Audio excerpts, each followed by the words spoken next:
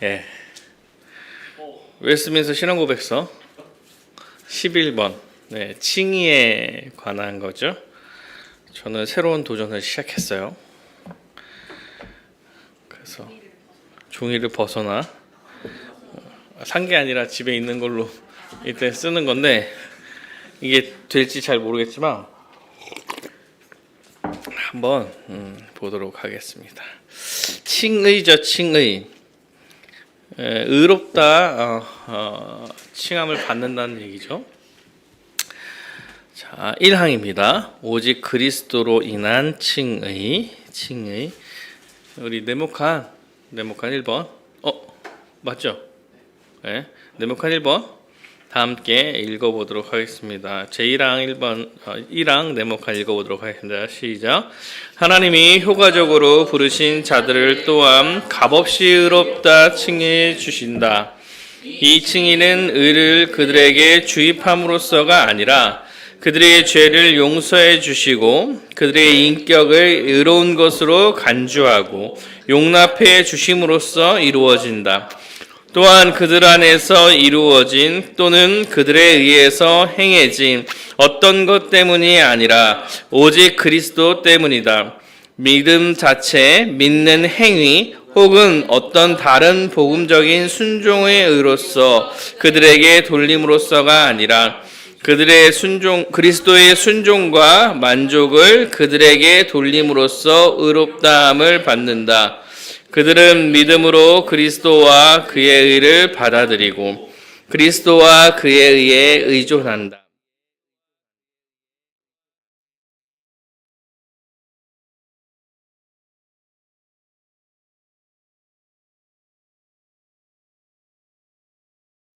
그래도 제가 많이 개념을 잘 갖고 있는 게 칭의예요. 어디서 강의를 하느냐고 칭의에 대해서 좀 연구를 했던 적이 좀 있어서 어떻게 좀 잘 설명을 한번 해 보도록 하겠습니다. 1번은 하나님께서 택자들을 의롭다 간주해 주심으로써 칭의가 이루어진다. 가로 1번. 하나님은 칭의를 통해 택자들의 죄를 용서하시고 그들을 용납하여 주신다. 그래서 칭의라는 것은 하나님의 법정적 행위에 해당한다. 칭의라는 단어 자체가 법정적 용어예요. 법률 용어예요. 의롭다 판결한 거죠. 의롭다 여겨주신다. 죄인인데 의롭다 여겨주시는 거야. 그러니까 그들이 실제로 의롭게 된 게 아니라 의롭게 여겨주시는 법률상의 선언입니다. 그래서 칭의는 이제 선고되는 즉시 이제 효력을 발휘하는 거예요. 칭의는 죄인의 죄책을 제거해 죄에 대한 형벌을 사면하는 효력을 발휘한다. 그러니까 의롭게 여김받았다는 얘기는 우리가 형벌을 받지 않는다는 이야기예요. 의롭게 여김을 받았으니까 죄에 대한 형벌 자체를 받지 않는다고 이야기하는 거예요. 단회적인 거죠. 단회적인 거. 그러니까 의롭다 여김받은 백성은 누구든지 이제 형벌에서 사면받게 되는 거죠. 칭의를 통한 하나님의 용서는 온전하고 완전하여 죄의 크기와 규모와 빈도와 상관없이 모든 죄를 용서하신다. 단회적인 사건입니다. 죄가 얼마나 크든 얼마나 많든 얼마나 자주 했든 이거와 아무 상관이 없이 죄를 용서하시는 거예요. 근데 사실 이 칭의적 개념에서 우리가 죄인이라는 사실은 여기서 누구도 벗어날 수 없어요. 우리가 뭐 많이 죄를 짓든 조금 죄를 짓든 뭐 매일 죄를 짓든 아니면 좀 다른 사람보다 좀 잘 살아서 죄를 좀 덜 짓든 상관없어요. 하나님 앞에서는 사람은 누구나 용서받을 수 없는 죄인이야. 죽어 마땅한 죄인. 그래서 크기랑 뭐 상관없이 모든 사람이 믿음으로 의롭다 여김을 받는 순간부터는 죄를 용서해 주시는 거예요. 그래서 차별이 없습니다. 차별이 없어요. 모든 사람이 용서받아요. 하나님은 오직 택자들에게만 칭의의 은혜를 베푸신다. 선택받은 사람들에게만 의롭다 여김을 받는 거요. 그러니까 모든 사람이 의로워지는 게 아니라 어떠한 조건도 필요하지 않아. 누구라도 예수를 믿으면 의롭다 여김을 받을 수 있어요. 그러나 그렇다고 모든 사람이 의롭다 여김을 받는 건 아니에요. 방가로 2번입니다. 칭의는 실제적인 의를 주입하는 것이 아니고 의롭게 간주하여 주시는 것이다. 이게 로마 카톨릭 때문에 하는 얘기인데, 로마 카톨릭은 의의 주입을 좀 이야기합니다. 그러니까 실제로 의를 주입해줘서 그 사람이 의롭게 된 거야. 의롭게 된 걸로 그걸 근거로 의롭다고 선언해 주시는 거죠. 근데 개혁주의는 이제 개혁주의 뭐예요? 개신교는 종교개혁 이후로 개신교는 의의 주입을 반대합니다. 의의 주입을 반대해요. 의롭다 여김 받는 거예요. 우리가 스스로 의로워진 거는 아니에요. 네, 의로워진 건 아니에요. 여러분도 뭐 마찬가지죠. 죄를 안 짓는 게 아니잖아. 죄를 안 짓는 게 아니야. 그래서 의롭다 하심을 받으려면 완전한 의에 근거해야 하는데, 그러니까 우리가 의로워졌다 이렇게 이야기할 때 내가 의로워졌다고 이야기하는 건 율법에 근거해야 돼. 그래서 율법을 다 항상 지켜야 의로워지는 건데 사실 우리는 그렇게 의로워질 수가 없어. 누구도 우리 행위로 의롭다 여김을 받을 수가 없어. 그럼으로써 의를 주입받아서 우리가 정말 의로워졌다고 얘기하기가 어렵습니다. 그래서 카톨릭은 의롭다 여김 받은 걸로 끝나지 않아요. 여러 가지 다른 것들을 해야 되고 그 이후에 그 선한 행함을 계속 유지해야 돼요. 죄를 지면 뭐 해야 돼요? 고해성사를 해서 용서를 구해야 돼요. 용서를 못 구하면 지옥 가는 거지 뭐. 죄를 지고 고해성사하기 딱 전에 그 사이에 교통사고 죽으면 지옥 가는 거예요. 약간 그런 식의 형식이 되는 거예요. 그렇게 되면. 그래서 개혁주의는 하나님이 외부의 낯선 의를 우리에게 전가시킴으로 우리를 의롭다 여기신다. 그래서 우리는 의의 전가 교리를 믿습니다.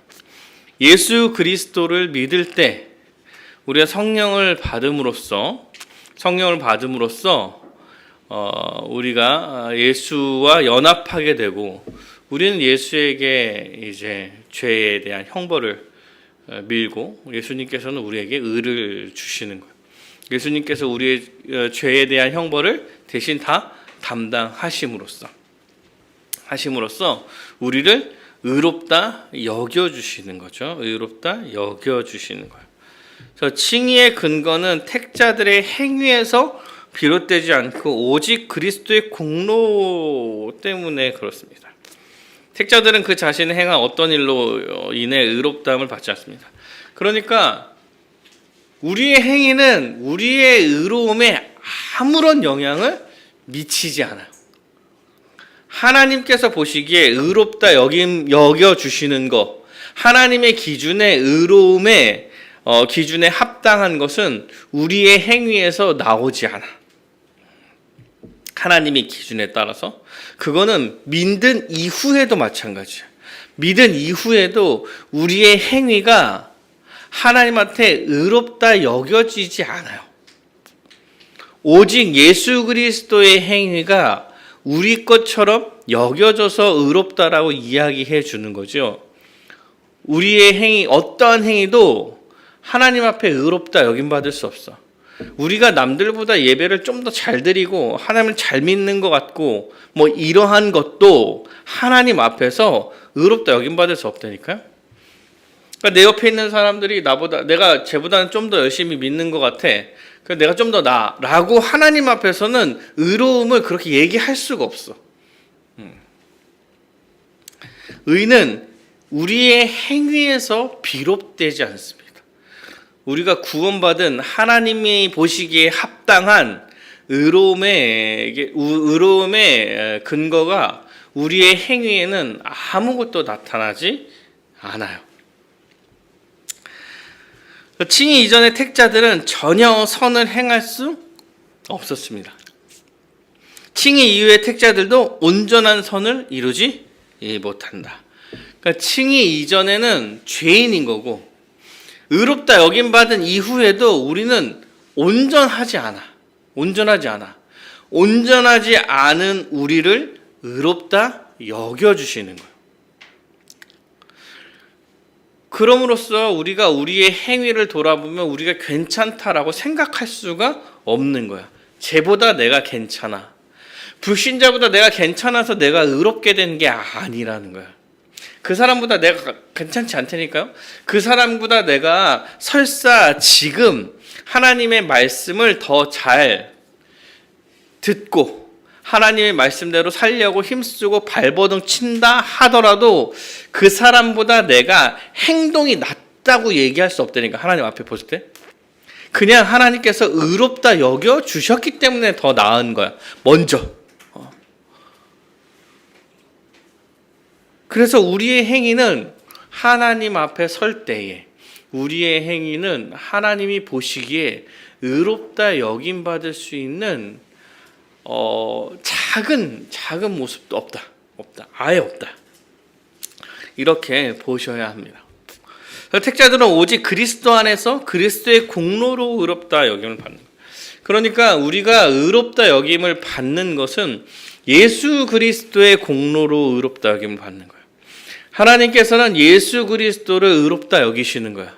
예수님께서 온전히 순전하시고 죄가 없이 태어나시고 그가 죽기까지 순종하심으로써 죄에 대한 형벌을 다 치러냈으므로 그러므로 우리가 그 예수 그리스도의 의를 전가받아 그것을 우리 것처럼 여겨서 의롭다 여겨주시는 거지 우리의 행위가 의롭다 여김받을 수 없다.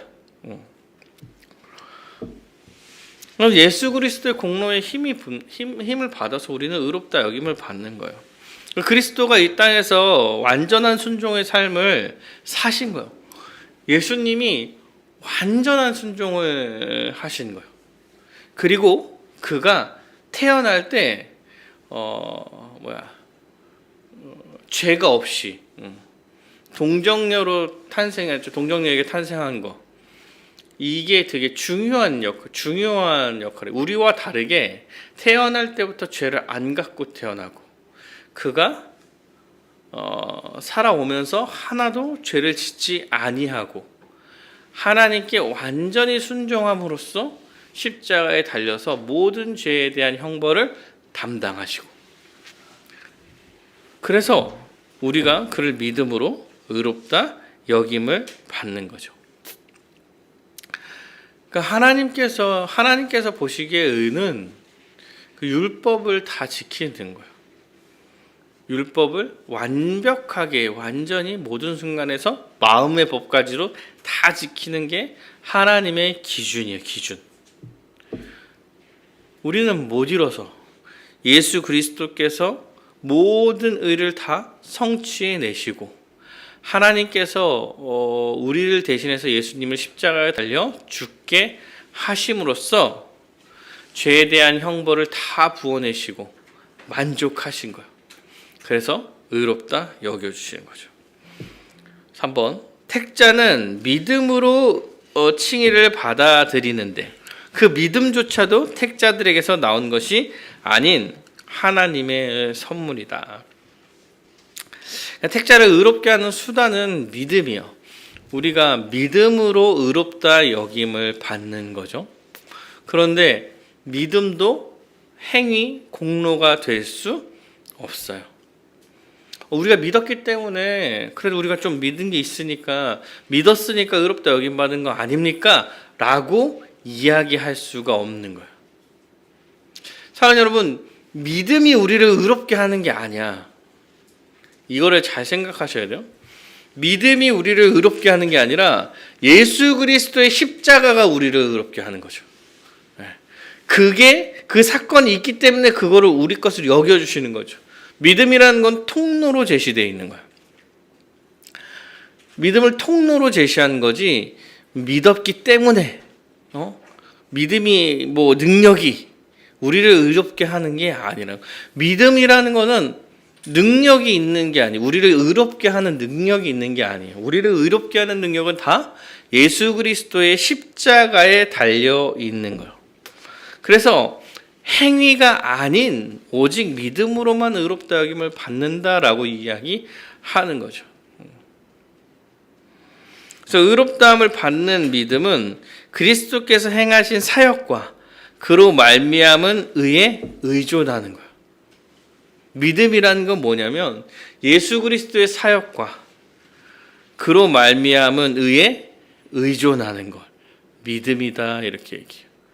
그래서 우리가 믿음을 얘기할 때 순종을 이야기하죠. 이 믿음을 얘기할 때 지식, 동의, 신뢰. 그리고 신뢰해서 기대어 산다 이렇게 얘기를 하는 거예요. 그래서 믿음도 역시 또 우리가 믿는 게 아니야. 하나님께서 믿을 수 있게 해 주시는 거죠. 택자에게 주어진 구원에 이르는 믿음은 하나님의 선물입니다. 선물. 택자는 하나님의 선물로 주신 구원을 오직 믿음으로 받아요. 믿음으로 받아요. 믿음은 통로고, 그래서 믿음은 공로가 될 수 없어요. 공로가 될 수 없어요. 믿음 자체에 능력이 있는 게 아니기 때문에, 믿음 자체가 우리를 의롭게 하는 게 아니기 때문에, 우리를 의롭게 하는 것은 예수 그리스도의 십자가의 공로이고, 그래서 우리가 우리의 믿음을 자랑할 수가 없다. 자랑할 수가 없다. 그래서 에베소서에서 나온대요. 너희는 그 은혜에 의하여 믿음으로 말미암아 구원을 받았으니 이것이 너희에게서 난 것이 아니고 믿음조차도 너희에게서 난 것이 아니야. 하나님의 선물이다. 내가 믿었어요 이렇게 이야기하면 선물이라고 이야기하기가 어렵죠. 이걸 내 공로라고 주장하는 거는 선물이라고 말하기가 어려워요. 선물은 아무 대가 없이 나한테 주어진 거라서. 행위에서 난 것은 더욱더 아니니 이는 누구든지 자랑하지 못한다. 그래서 자랑하지 못한다고 이야기하는 것은 내가 이만큼 했으니까요, 제가 쟤보다 좀 나아요, 괜찮지 않나요? 이렇게 말하려는 게 자랑이잖아요. 나는 믿었어요. 믿어서 이렇게 구원 받았잖아요. 이런 자랑을 할 수 없는 거예요. 그래서 우리가 할 수 있는 자랑은 오직 예수 그리스도의 십자가만이 우리의 자랑이다 이렇게 얘기해요. 사도 바울이 그렇게 많이 얘기하는 거죠. 오직 십자가만, 오직 그리스도만 이렇게 됩니다. 제2항입니다. 2항 믿음으로 시작되는 칭의 레모칸 함께 읽어보겠습니다. 읽겠습니다. 시작. 이와 같이 그리스도와 그의 의를 받아들이고 의존하는 믿음의 칭의의 유일한 수단이다. 그렇지만 믿음은 의롭다함을 받는 사람 안에서 홀로 있는 것이 아니라 언제나 다른 모든 구원의 은혜들과 함께 있으며 그것은 죽은 믿음이 아니라 사랑으로서 역사하는 믿음이다. 그리스도를 의존하는 믿음은 칭의의 유일한 수단입니다.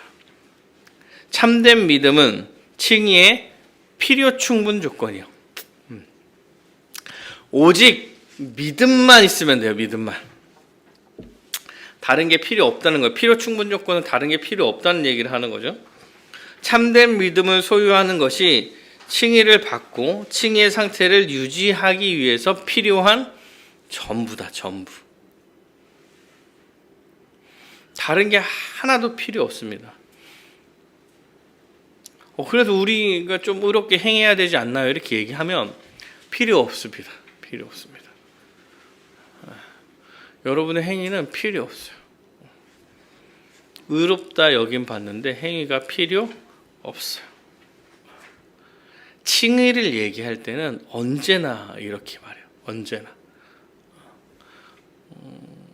맨날 얘기하죠. 여러분이 개 지랄을 떨어도 믿음만 있으면 구원 받는다. 의롭다 여김을 받는다. 사람을 죽여도 믿음이 있으면 의롭다 여김을 받을 수 있어요. 죄는 안 될 것 같은데 그래도 하나님께서 이제 이 사람이 믿는 자라고 여겨 주신다면 그 사람은 의롭다 여김을 받을 수 있어요. 오직 믿음이 그 사람의 조건과 상태와는 아무 상관없이 그 믿음이 의롭다 여겨주는 것이기 때문에 그렇습니다. 사랑하는 여러분, 그래서 우리가 어떠한 가능성을 두냐면 내가 예수님 믿어요 이렇게 얘기하는 사람의 그 말을 아무리 이상하게 살아도 혹시 믿음이 있는 자라는 것을 의심은 좀 할 수 있겠지만 그 사람도 구원을 안 받았다고 얘기하기가 어려워. 다시 아주 그지같이 살아요. 그지같이 살아. 맨날 사기치고 뭐 성경에 있는 말 다 뭐 안 듣고 막 이래. 이래도 그가 혹시 의롭다 여김을 받은 자일 가능성이 있어. 그가 믿는다고 고백을 한다면 우리가 판단할 수 있는 문제가 아니에요. 그 믿음은 온전히 하나님에게 달린 얘기이기 때문에 그래서 우리가 100% 아니라고 판단할 수가 없어요. 그렇죠? 그래서 그 회장들이 감옥 갔다 오면 성경책 들고 나와서 이제 회개했다고 이렇게 얘기할 때 그래도 우리가 그 믿음을 판단할 수가 없는 거야. 그 사기 엄청 치고 사람들 눈에 피눈물 흘리게 해도 우리가 뭐라고 판단하기가 어려운 거야. 그래서 우리가 정의원 제도를 얘기할 때 우리가 그의 신앙을 판단한다고 얘기하지 않아요. 신앙을 판단하는 게 아니야. 우리는 그럴 자격이 없어요, 사실은. 알려주고 묻는 거예요. 어떻게 보면 알려주고 교회는 이런 거니까 같이 할래? 라고 묻는 거죠. 그래서 의롭다 여김을 받는 거는 사실은 외적인 걸로는 알 수가 없어요. 택자의 행함은 칭의에 아무런 기여를 하지 못합니다. 아무런 기여를 하지 못해요. 아무런 기여를 하지 못하기 때문에 더 판단하기가 어려운 거예요. 그래서 제가 항상 여러분 그 설교할 때도 마찬가지. 항상 얘기할 때 어떤 식으로 얘기를 하냐면 삶이 열매를 맺을 겁니다. 그렇게 얘기하고 어떤 얘기를 하냐면 본인은 알 거다라고 얘기해요. 본인은. 누가 판단해 주기가 되게 어려워. 본인이 스스로 검증하면서 살아갈 수 있는 방법밖에 없어요. 아무리 뭐라고 해도 교회 안에서 믿는다고 있으면 내가 너는 지옥 갈 거야 이렇게 얘기할 수가 없다는 거야. 없어. 그게 의롭다 여김 받는다는 거에 아주 핵심적인 얘기예요.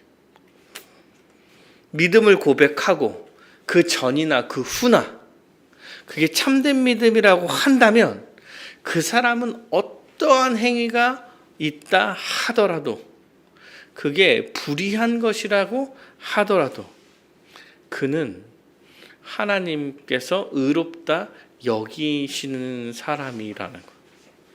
이거를 우리가 판단하기가 어렵습니다. 어려워요. 제가 몇 번 말씀드린 것 같아요.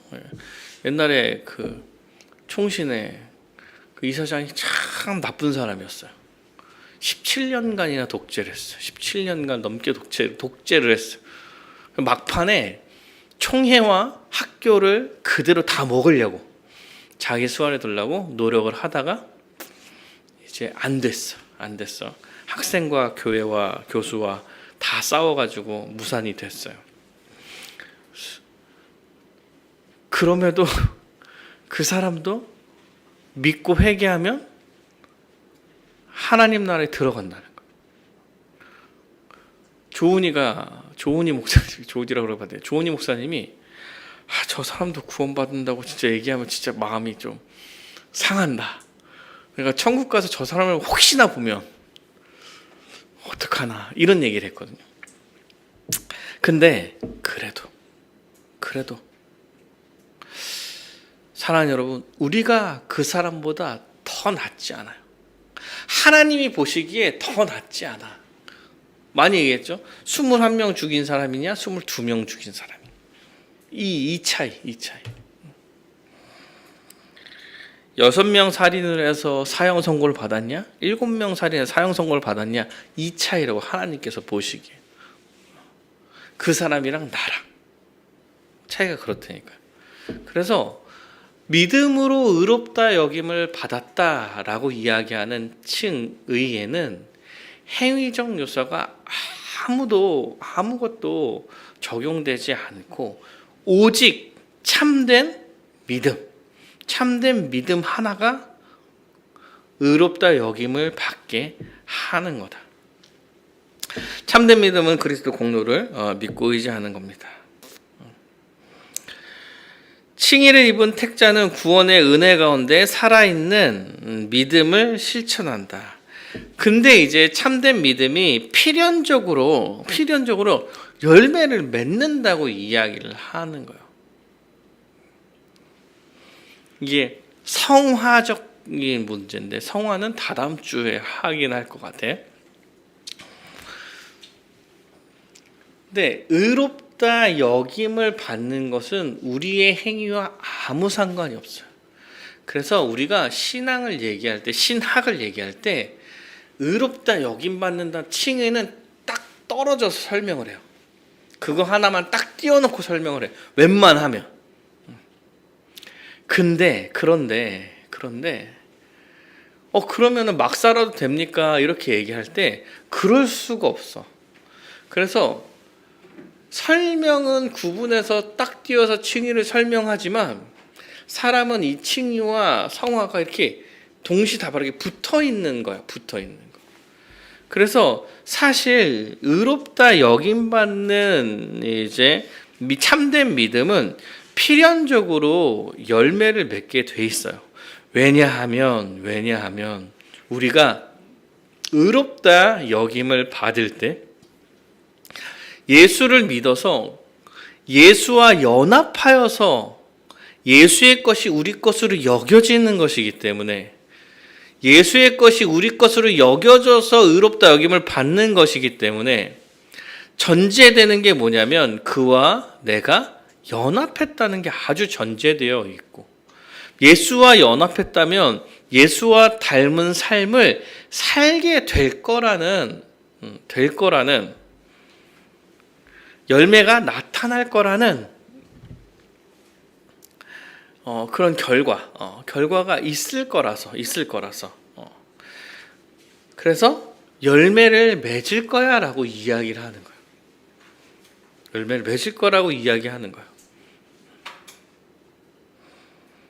그러면 열매를 안 맺으면 의롭다 여김 받지 못한 거냐? 이렇게 얘기할 때 열매가 없으면은 이제 의롭다 여김을 받지 않았을 확률이 높은 거죠. 확률이 높은. 우리는 알 수 없어요. 변화라는 건 성령에 의해서 변화된다고 했을 때 이 변화는 꼭 행위로 나타나지 않을 수도 있어서 그래요. 심적 변화라는 것도 있어요. 맞죠? 심적 변화, 방향성의 변화.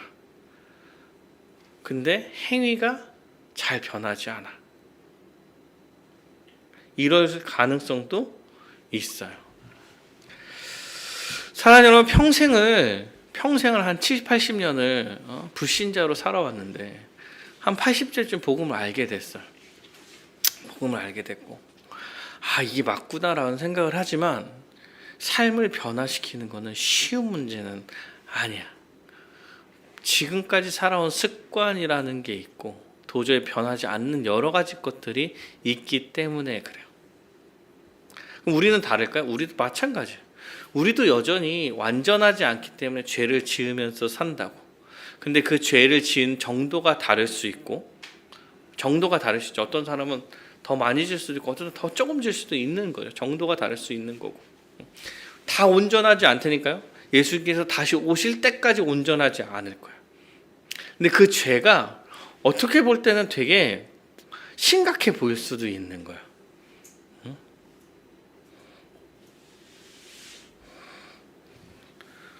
그래서 선한 열매를 맺을 거지만 사실 본인이 가장 잘 아는 문제, 옆에서 판단하기가 매우 어렵다. 그런데 그건 안 돼요. 그럼 마음대로 살아도 되겠네? 이렇게는 갈 수가 없어. 이런 생각은 가질 수가 없어. 왜? 예수를 믿어서 예수와 연합한다고 할 때 믿음이라는 게 회개를 동반하잖아요. 내가 죄인임을 인식하고 돌이켜 회개하고 이게 나타나는 건데, 그렇다면 이제 돌이켜 회개했는데 또 옛날처럼 또 살아야지 이렇게 갈 수가 없다는 거. 다만 삶의 이제 죄에 대한 정도 차이는 사람마다 다 다르기 때문에 어떻게 판단하기가 어려워요. 그래서 여러분, 우리가 위험한 발언이긴 하지만 우리가 동성애를 반대하지만 교회에서 받아들일 수는 있는 거야. 그걸 하나의 죄로 여긴다면 본인은 돌이키려고 해도 성향이 잘 안 고쳐질 수 있다는 거. 그래도 같이 가는 거예요. 본인이 회개하고 돌이키는 마음이 있다고 한다면. 마찬가지예요. 여러분도 계속 포기하지 못하는 죄를 계속 짓고 있잖아. 돌이켜야 되는데 그거와 마찬가지인 거예요. 마찬가지. 그래서 사실은 행동으로 구분하기는 매우 어렵다. 그러나 참된 믿음은 필연적으로 선행의 열매를 맺을 것이기 때문에 본인은 좀 알 거야. 본인은. 왜냐면 맨날 회개하고 아파하고 슬퍼하고 힘들어할 거거든. 양심이 살아있어서 막 양심이 움직일 거예요. 잘못하고 또 잘못했구나 회개하고 부끄럽고 막 이런 마음이 계속 들 거거든. 나만 그런가? 계속 그럴 거거든. 계속. 그래서 본인이 제일 잘 알 거다. 내가 생각하기에. 옆에서는 뭐 구분해 주기가 되게 어려워요. 근데 이제 말해 주시죠. 그건 죄야. 이렇게 얘기해 줄 수는 있죠. 그러나 그 사람의 믿음, 참된 믿음, 이거를 옆에서 판단해 주는 거는 매우 어렵습니다. 신자도 죄를 짓기 때문에. 사망입니다. 사망. 죄인들에 대한 하나님의 공의를 충족시킨 그리스도. 우리 읽어보도록 하겠습니다. 읽겠습니다. 시작. 순종과 죽음으로 그리스도께서는 이같이 의롭다함을 받은 모든 사람들의 빚을 완전히 갚아주셨고 그들을 위하여 하나님 아버지의 공의에 대해 합당하고 참되고 충분한 만족을 드렸다. 그렇지만 아버지께서 그리스도를 주셨고 그들을 대신하여 그의 순종과 속상이 받아들여졌으며 또한 그들의 칭의는 그들 안에 있는 어떤 것 때문이 아니라 오직 값없는 은혜로 말미암은 것이다. 이로써 하나님은 엄정한 공의와 그의 풍성한 은혜가 죄인들의 칭의 가운데 영광을 받게 될 것이다. 속상이라는 거는 이제 갚아서 물어준다는 뜻이래요. 속죄라고 표현도 많이 한대요. 속죄라고 또 표현을 해요. 근데 속상, 그래서 갚아서 물어준다. 뭐 이런 뜻이라고 합니다. 내가 잘못 썼는 줄 알았던데 이게 단어가 맞더라고요. 그래서 하나님 택자를 대신해서 값을 치룬 그리스도의 순종과 속상을 은혜로 받으셨다. 택자는 스스로 빚을 갚을 수 없는 하나님께 빚진 자였다. 우리는 하나님께 빚진 자요. 죄인으로서 하나님을 거부했고 하나님께 불순종했고 하나님이 없이도 스스로 살 수 있다고 피조물이 감히 창조주한테 대든 거야. 그래서 우리 스스로는 도저히 하나님 앞에 의롭다 여김 받을 수 없는 자가 된 거죠. 빚진 자가 된 거야. 택자조차도 하나님 보시기에 영적으로 도덕적으로 화산하여 빚을 갚을 재원이 없는 처지였다. 빚을 갚을 재원이 없어요. 그리스도께서 택자를 대신해서 도덕적 채무를 지불하신 거죠. 그리스도께서 우리가 받아야 할 죄에 대한 대가를 다 대신 받으셨다 이렇게 얘기해요. 그리스도는 하나님의 법에 완전히 순종하심으로 모든 율법의 요구를 만족시켜서 의로운 자로 십자가에 달려 죽으셨죠. 십자가에 달려서 저주를 받을 필요가 없는데 십자가에 달려 죽으셨어요. 누구 때문에? 우리 죄 때문에. 그래서 우리가 받아야 될 모든 죄에 대한 벌을 예수님께서 대신 받았다. 그리스도는 십자가에서 택자의 모든 죄책과 죄를 짊어지시고 죄의 형벌을 받으신 거예요. 그는 의로운 사람인데, 의로운 하나님인데 불구하고 십자가에 달려 죽었어. 죽어야 되는 사람은 죄를 진 우리인데 그리고 우리를 구원하신 거예요. 하나님께서 예수님의 십자가를 받으셨어. 죄에 대한 형벌을 다 치렀다고 인정해 주신 거예요. 예수님이 십자가에 달려 죽음으로. 그래서 믿어서 그와 연합한 모든 자들을 하나님께서 의롭다 여겨주시는 거죠. 갚아서 물어준다 이렇게 얘기하죠. 하나님이 그리스도의 속죄를 받아들이셨다. 하나님의 칭의를 통해 자신의 공의와 은혜를 드러내시며 영광을 받으신다. 그래서 하나님이 칭의, 의롭다 여기시는 것은 하나님의 공의와 하나님의 은혜, 하나님의 사랑이죠. 사랑을 모두 드러내는 거예요. 그래서 영광 받으시는 거죠. 공의를 드러내셨죠. 죄에 대해서 반드시 벌한다. 그냥 용서하지 않아요. 죄를 지은 사람을 없는 걸로 쳐주자 이렇게 하지 않고 죄에 대한 대가를 받으시는 거. 반드시. 왜? 공의로운 하나님이시니까. 근데 사랑한 자녀들을 살려내는 거죠. 그래서 의롭다 여기시는 거에 하나님의 사랑과 하나님의 공의가 다 나타나는 거예요. 의롭다 여기시는 게 십자가 사건 때문에 그런 거기 때문에. 그래서 우리가 십자가 사건에서 하나님의 공의와 하나님의 사랑이 다 드러난다고 배웠죠. 우리가 복음의 기초에서 배운 내용이 사실 웨스트민스터 신앙 고백서에서도 나타나고 있는 거예요. 하나님께서는 예수 그리스도의 십자가를 통하여서 하나님의 공의와 하나님의 사랑을 다 드러내셨다.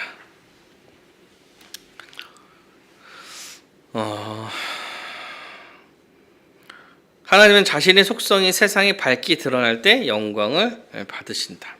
하나님의 엄밀한 공의와 부여한 은혜가 온 세상에 드러났고 이를 통해 하나님이 영광을 받으셨다. 그러니까 예수 그리스도를 통하여서 하나님의 속성이 확 드러난 거고 그것을 통해서 하나님께서 영광을 받으신다라고 말하고 있는 것입니다. 오늘 이렇게 의롭다 여기심에 대해서 처음 하나를 살펴본 거예요. 하나 의롭다 여기심에 대해서. 칭의, 믿음으로 의롭다 여김 받는다. 여러분, 믿음으로 의롭다 여김을 받는다에는요, 우리의 행위는 정말 아무것도 없어요. 믿음으로 의롭다 여김을 받는다 이렇게 얘기할 때 우리는 의롭게 할 수 있는, 의롭게 행동할 수 있는 게 사실 없어. 그러면 우리는 맨날 죄만 지면 사나요? 아니, 착한 일을 하죠. 선한 일도 하고 의로운 일도 하고. 그런데 하나님께서 보시기에 다 죄인으로 똑같아.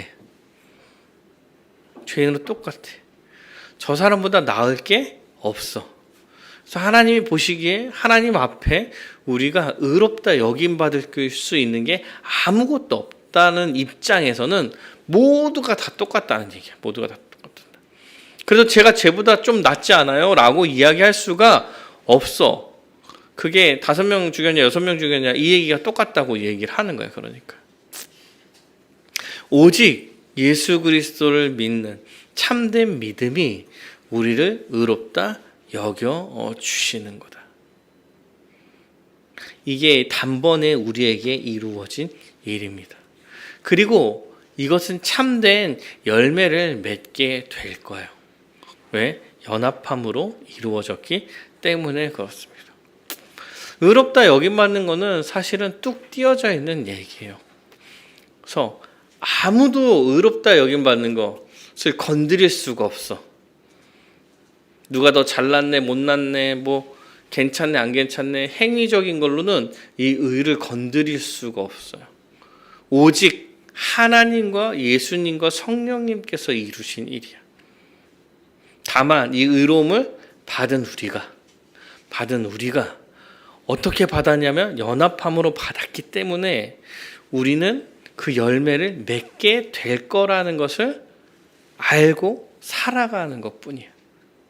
살아가는 것뿐. 여러분, 그래서 칭의를 생각하면 겸손입니다. 겸손하는 거야. 겸손한 거. 쟤보다 내가 나은 게 없겠구나. 하나님께서 나에게 은혜를 베푸신 것이구나. 나 같은 사람한테도 은혜를 베푼 거구나. 내가 아무리 열심히 해서 잘해도 하나님이 보시기에 만족할 만한 게 없겠구나. 기도할 때도 여러분 마찬가지예요. 그래서 하나님 내가 이렇게 했으니까 이렇게 해주세요. 이게 사실은 하나님 앞에 되게 말이 안 되는 얘기들인 거예요. 왜요? 내가 이만큼 한다고 하나님이 나한테 내가 보기에 만족할 만한 게 없어. 하나님 입장에서는 다 부어주시는 거예요. 다 부어주시는 거예요. 그래서 의롭게 여김받은 은혜를 받은 거구나. 먼저 은혜를 받았구나. 믿게 되는 것도 마찬가지입니다. 여러분 자신을 한번 돌아보시죠. 내가 뭘 믿을 만한 사람인가? 누구를 이렇게 믿을 수 있나? 이렇게 기대어 살 수 있나? 라고 얘기할 때 사실 뭐 그럴 만한 사람도 아니지. 나 같은 사람도 믿게 됐구나. 이것도 은혜죠. 은혜. 그래서 칭의를 잘 안다면 우리는 좀 겸손히 다른 사람을 좀 대할 수 있지 않을까라는 생각을 좀 해본 것 같습니다.